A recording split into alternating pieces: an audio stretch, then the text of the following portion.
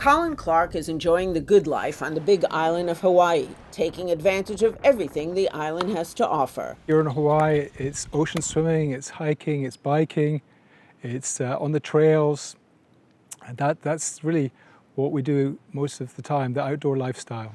A triathlete and endurance runner, he has the qualities needed for ultra-competitive sports, grit and determination.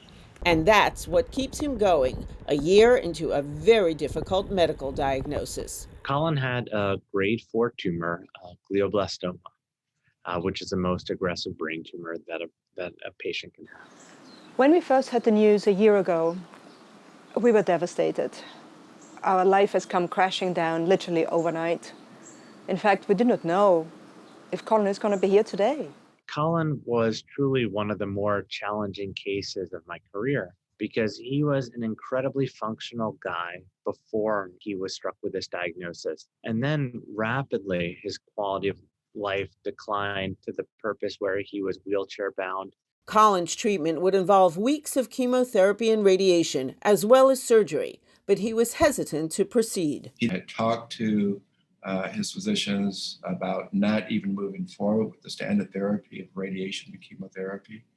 He had entertained the possibility of trying to ask for physician-assisted suicide because he didn't want his family, his wife and his daughter, to really have the burden of caring for him.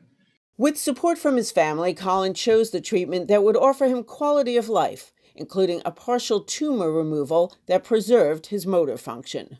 So at surgery, we carefully mapped out, those eloquent areas and took out as much of the tumor as we possibly could remove, sparing the important eloquent functions of movement and cognitive ability in that surgery.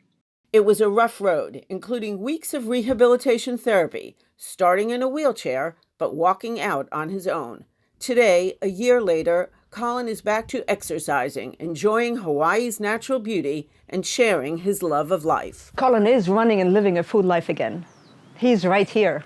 He's doing all the things he loves. I've always had a passion for life, and one of the mottos that we've had all through this adventure is exploit our boundaries and build communities. He is a wonderful example of the wonderful things that can happen with patients that have courage and hope. And I'm just inspired to see him now as active as he is and really enjoying the quality of life that he has with his family.